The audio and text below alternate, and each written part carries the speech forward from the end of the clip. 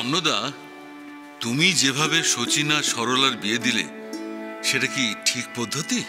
মানে আমারও একটু অস্বস্তি হচ্ছিল ঠাকুর। তোমার কথার উপর আমি কখনোই কথা বলি না, কিন্তু এই বসু পরিবারকে সবাই চেনে। একটা সামাজিক রীতিনীতি মেনে তো আমাদেরও চলতে হবে ঠাকুর। আমি আপনার কথা ঠিক বুঝতে পারছি না। না মানে কোন মতে হলো বিয়েটা? সঠিক হিন্দু মতেও হলো না, আবার ব্রাহ্ম মতেও হলো না। সমাজের লোকজন এই বিয়ে মানবে তো? যেখানে মায়ের আশীর্বাদ আছে সেখানে আর দেখলেন না তাজা জবা ফুলের মালাটা কেমন ওদের দু হাতে দেওয়ার পর শুকিয়ে গেল। এই বিয়ে অস্বীকার করবে কে? অন্নদা। ঠাকুর। মা, সরলা ও শচীনের বিয়ে দৈব নির্ধারিত।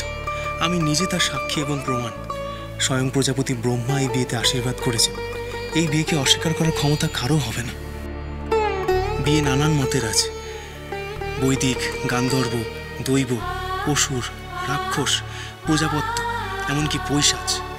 আমি শচীন ও সরলার বিয়ে প্রজাপত্য মতে দিয়েছি। স্বামী ও স্ত্রীকে গুরুজন আশীর্বাদ করে একসঙ্গে বসবাসের অনুমতি দিলেই তা প্রজাপত্য বিয়ে। সুতরাং দেশের কোনো টোল, কোনো পণ্ডিত কিংবা কোনো সমাজপতি যদি এই বিয়ে নিয়ে কোনোদিন কোনো প্রশ্ন করেন, তাহলে সেই প্রশ্নের মুখোমুখি হব আমি। আপনারা এই নিয়ে ভাববেন না।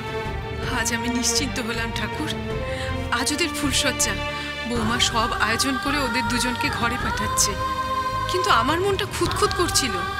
এই যে তুমি বললে, আমার মনের সব কালো একদম মুছে গেল ঠাকুর।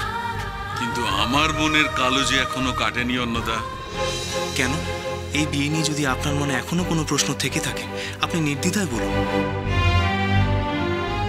দেখো, টোল, পণ্ডিত, সমাজপতিরা তোমার যুক্তির কাছে, তোমার সত্যের কাছে হার মানবে ঠিকই, কিন্তু আমার স্বজন বান্ধব, প্রতিবেশীরা, ব্যবসার অংশীদাররা, তারা তোমাকে ছাড়লেও আমাকে ছেড়ে দেবে না।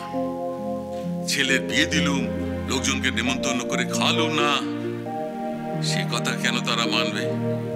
তাহলে বাজারে যে আমার কিপটে বলে বদনাম রটবে, তার কি হবে? তোমার শাস্ত্র পুঁথিতে তার কোনো জুৎসই জবাব রেখেছ কি? কোনো জবাব নেই। বরং শাস্ত্রই আপনাকে অতিথি সৎকার করার পরামর্শ দেবে। তবে সেই ব্যবস্থা তাড়াতাড়ি করে ফেলতে হবে তো। আমি এক কাজ করছি, যতীনকে আসতে পত্র লিখে দিচ্ছি, তুমি আর গিরিশ এই দিকটা সামনে ফেলো। আপনি যখন আমাকে দায়িত্ব দিলেনই, তখন একটা অনুরোধ করি। অনুরোধ বলছো কেন ঠাকুর?